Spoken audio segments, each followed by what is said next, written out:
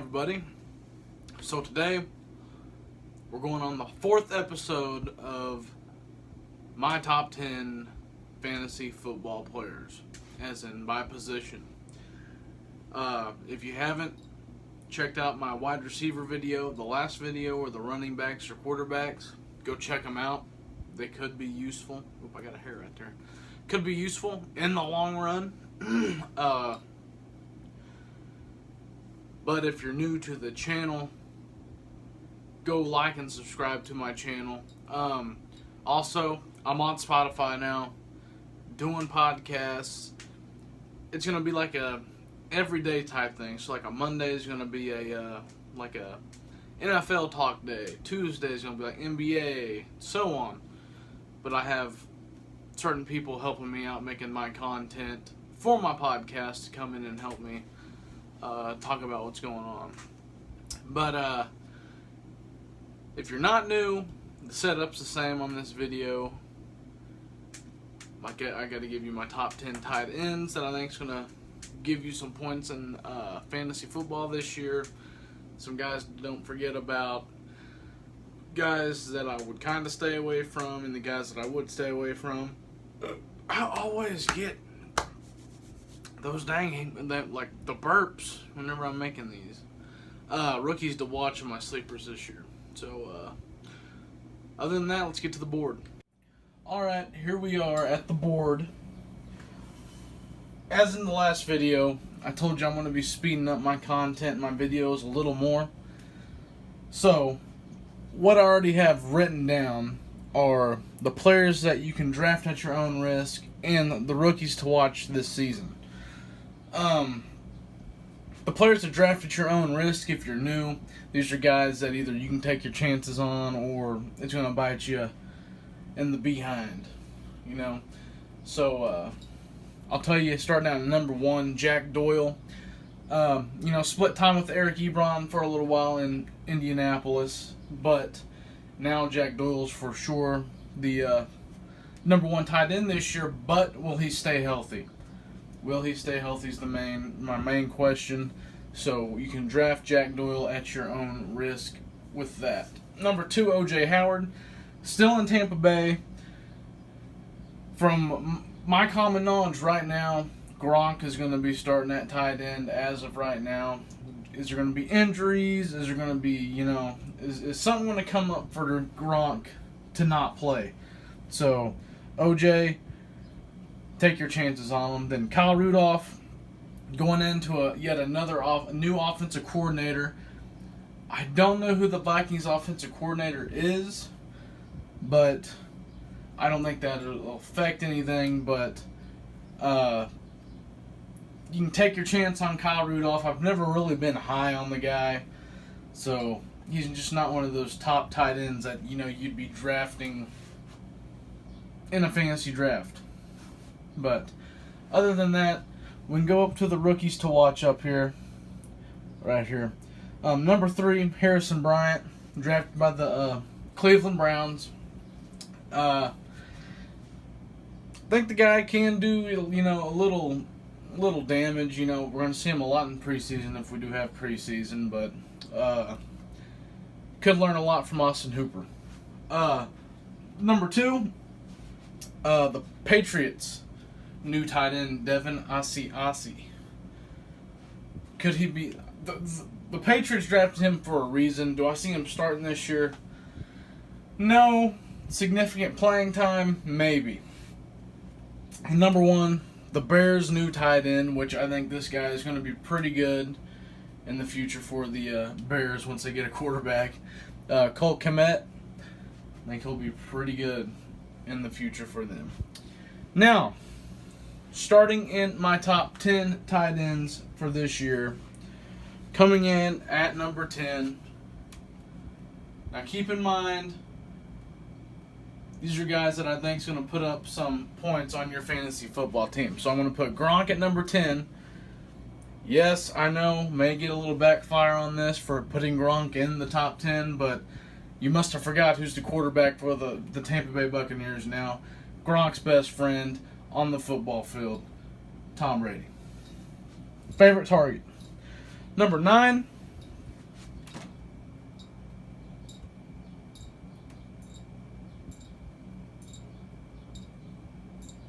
it's a great addition to Cleveland. Austin Hooper. Now, we saw what Baker Mayfield did in college with Mark Andrews. Now giving him a player like Mark Andrews with Austin Hooper, we may see some Baker Mayfield excel, and so can we see Austin Hooper excel as well. Number 8.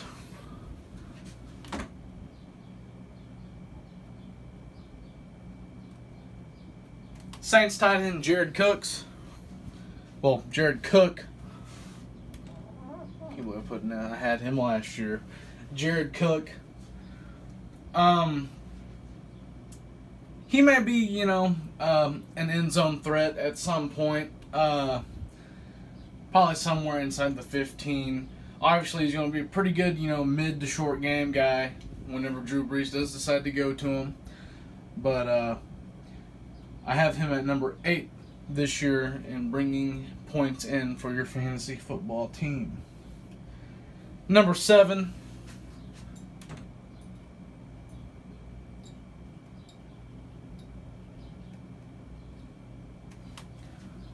Tight end for the Raiders, Darren Waller. I think adding Ruggs to the wide receiver core in Las Vegas and having Josh Jacobs in your backfield, that'll give Derek Carr another option to go to on offense. I think this guy will put up quite a bit of big numbers for the tight end position this year. Could be wrong. My 7 and 8, 9 and 10 all could be wrong, but these are the guys who I think will put up some big numbers this year for your fantasy football team. Number 6, my tight end this year.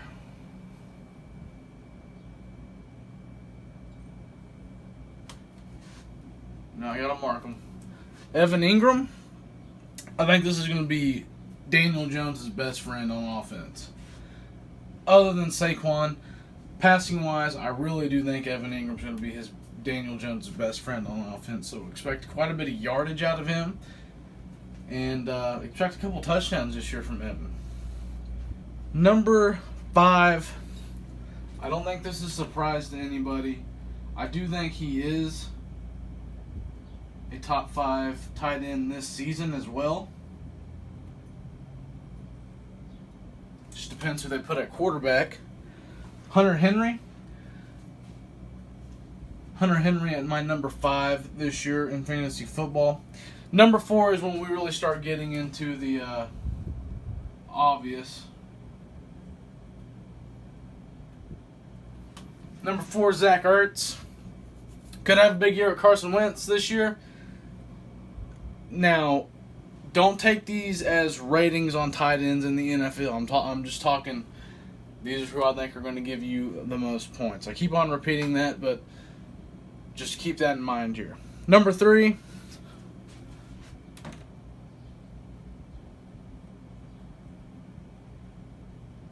I think he'll have another big year as well. Mark Andrews coming in at number 3. Number 2, probably my favorite tight end in the league.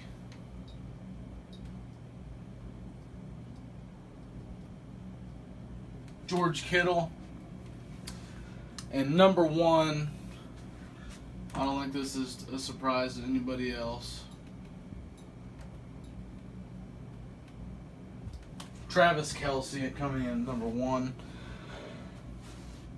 I think those top 5 are really guys that, are going to go in your normal draft. I think those how they'd go in order this year. Because that's how I did in mine. And went in order just like that this year. But anyways, we're not worried about that. Moving on to players you don't want to forget about. And then coming in at number 6, I want to put it down here.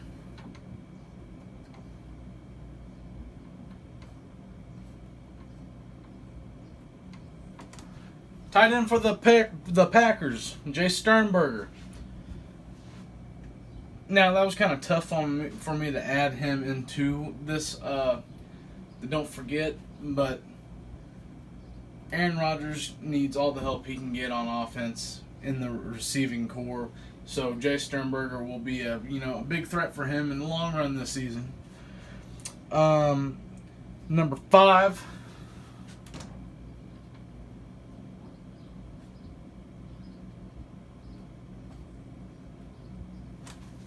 Mike Gesicki. I think I spelled his name wrong, but Mike Gesicki, tight end for the Miami Dolphins. I think he's going to have a pretty big year this year with Devontae Parker. Number 4 on this list, not a sleeper, but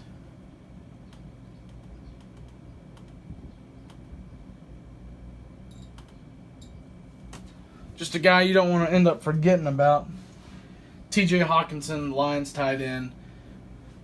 Don't forget about that guy. These next 3, I think, are pretty reasonable, reasonable fits that you could add in your top 10 at some point. Number 3.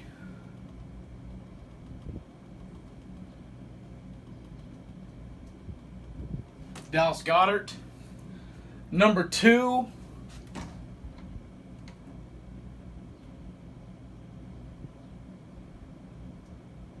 Eric Ebron.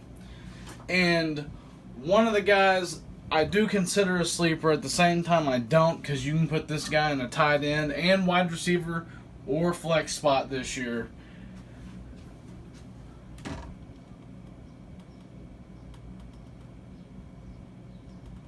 Taysom Hill. Now, that is a guy that, you're not obviously going to be starting right off the bat. But he did get to quite a bit fantasy points last year. Just y'all see what he can do. But that is definitely a guy I would have on my team at some point. And if, there's a tight end that's going to be hurt, questionable, or have a bye week, Taysom Hill would be a great backup to put into a wide receiver spot, tight end spot, or even a flex. Players to stay away from this year. Many will probably agree with me on these. Coming in at number 2.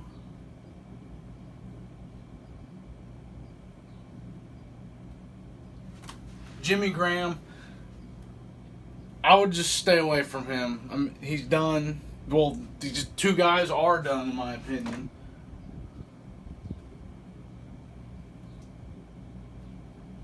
Greg Olsen coming in at number 1. I'm going to stay away.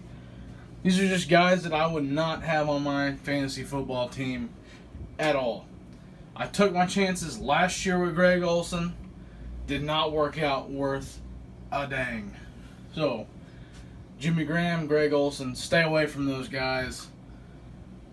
Don't even look at them on your fantasy football free agency list. And my sleepers for this year, coming in at number 2.